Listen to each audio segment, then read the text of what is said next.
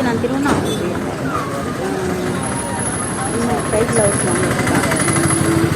அருணாச்சலம் நான் சொல்லிட்டு அப்புறம் நல்லா இருந்தது. வழியில் எல்லா விஷயங்களும் அப்படியே பார்த்துட்டே போனேன்னா அதுக்கப்புறம் என்ன ஆச்சுன்னா அங்கே காலேஜ் வாசலில் ஒரு பொண்ணும் பையனும் பேசிகிட்டு இருந்தாங்க. அது ரொம்ப அழகாக க்யூட்டாக இருந்தது. அந்த பொண்ணு அவங்க கண்ணத்தில் வந்து அப்படி தட்டிச்சு.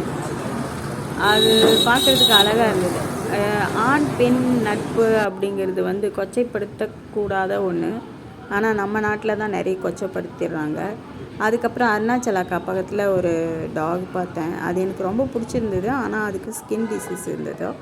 இன்னொரு டாக் வந்து வண்டி மேலே க்யூட்டாக படுத்துட்டு இருந்தது. அதுவும் எனக்கு ரொம்ப பிடிச்சது. அதுக்கப்புறம் என்ன வழியில் அந்த கேம்ப் பார்த்தேன். மிலிட்ரி கேம்ப் பார்த்தேன்.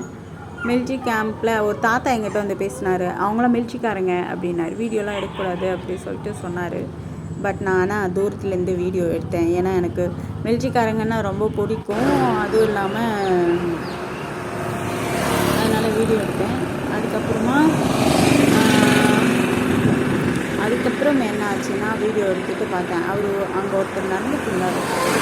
கொஞ்ச நேரம் வேடிக்கை பார்த்துட்டு பார்த்தேன். அங்கே பாருங்களேன், க்யூட்டாக அந்த மலை அழகாக இருக்குல்ல, சூப்பராக செம்மையாக இருக்குது. இந்த மாதிரி மலை, அதுக்கப்புறம் மழை, வெயில் இதெல்லாம் எனக்கு ரொம்ப பிடிக்கும். வெயிலும் பிடிக்கும், ஆனால் அதிகமான வெயில்லாம் செத்துருவான். அதே மாதிரி அதிகமான மழை பெஞ்சிச்சினாலும் குளிரில் விரைச்சிப்பேன்.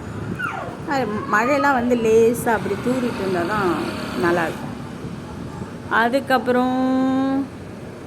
அதுக்கப்புறம் என்ன நடந்துச்சு, ஒரு பிரியாணி கடைக்கு பிரியாணி சாப்பிட்லான்ட்டு போனேன். நானே எப்போவும் பிரியாணி சாப்பிட மாட்டேன். அந்த பிரியாணி சாதம் மட்டும் சாப்பிடுவேன்.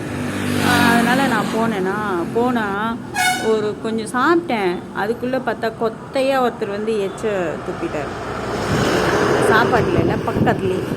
என் தம்பி எச்சியை வந்து குடிச்சிட்டான்னா பெரிய தம்பி தட்டிலே துப்பிடுவான். அது வேறு விஷயம். சாப்பிட முடியாமல் பண்ணுவான். அவர் வந்து கொத்தையாக சளியை வந்து துப்பிட்டார். அது எனக்கு ரொம்ப சாப்பிட முடியாமல் போச்சு. நீங்களும் யார் தட்டிலையும் எச்சி துப்பாதீங்க.